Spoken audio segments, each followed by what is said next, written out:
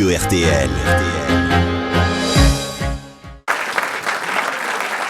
Donc, bonsoir, je suis Tano. Je suis vraiment ravi d'être ici à la radio parce que j'adore le pognon. Parce qu'avec la crise, pour nous les artistes, c'est de plus en plus cher la drogue. Et je vous parle même pas du reste. Là, dernièrement, j'ai acheté un vison à ma femme. Bon, faut que j'achète une cage parce qu'il chie partout dans la maison. Je plaisante, évidemment. Je sais quand même faire la différence entre une fourrure et un animal. Enfin, ça dépend des filles. Donc, je suis Tano, ça vous le savez. J'ai vu le visage à l'envers d'un docteur fatigué le 11 février 1974 à Marseille. Je suis le fruit de l'amour entre un père italo-niçois et une mère corse. Alors, autant vous dire qu'à ma naissance, j'avais pas trop le choix. Soit je serais gangster, soit gangster. Puis finalement, j'ai essayé de comédien, humoriste, ce qui est sensiblement la même chose, puisque je suis intermittent du spectacle, c'est-à-dire un voleur. Alors, pour ceux qui ne connaissent pas le statut d'intermittent du spectacle, en fait, c'est comme chômeur, mais sans la dépression. Alors, contrairement aux gangsters, il faut savoir que les humoristes ne vont pas en prison. Enfin, sauf en Chine. Faut savoir qu'en Chine, la pression et la censure sont telles que les humoristes chinois ne font des blagues que sur la sauce soja. Alors vous inquiétez pas, j'ai fait là la blague la plus fine de mon spectacle.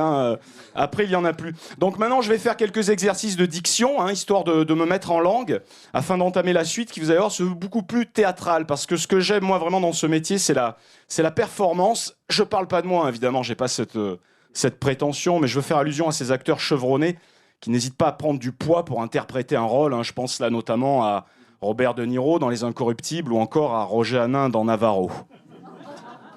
Et à Gérard Depardieu dans tous ses films depuis Les Valseuses.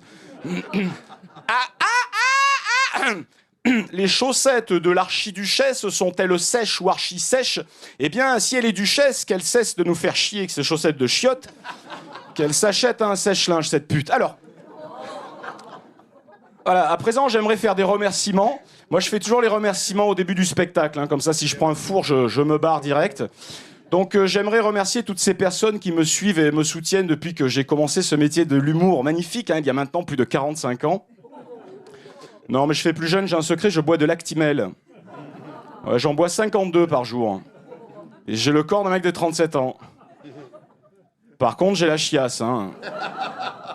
Faut savoir ce qu'on veut. À un moment, faut choisir entre être vu en slip ou jeune avec une couche.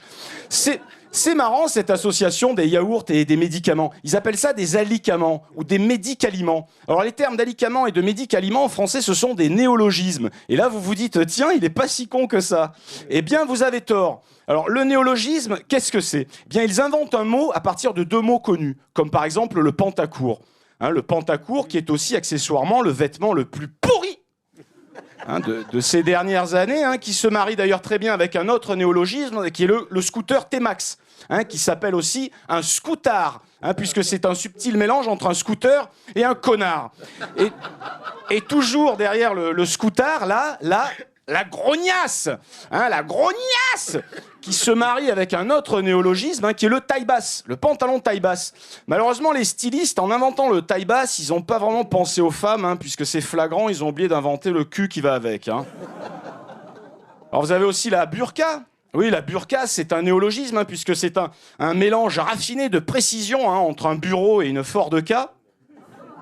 L'ancien modèle de la Ford K, c'est celui avec la culotte de cheval. Alors, je vous ai menti tout à l'heure. La blague la plus fine du spectacle, elle arrive maintenant. Posons-nous les vraies questions sur la burqa. Pourquoi les femmes mettent des burqas ? Eh bien, cela n'a rien à voir avec la religion, ou bien des maris frustrés du zboub. Ça n'a rien à voir avec ça. La burqa, c'est la libération de la femme. Ça a l'air paradoxal comme ça, mais c'est un véritable salut pour les femmes. Elles n'ont plus besoin de se raser, plus besoin de se maquiller, plus besoin de faire de régime à la con avant l'été. Si vous voyez une femme en burqa qui brusquement tombe dans la rue, c'est pas parce qu'elle voit rien, c'est parce qu'elle a marché sur les poils de sa chatte.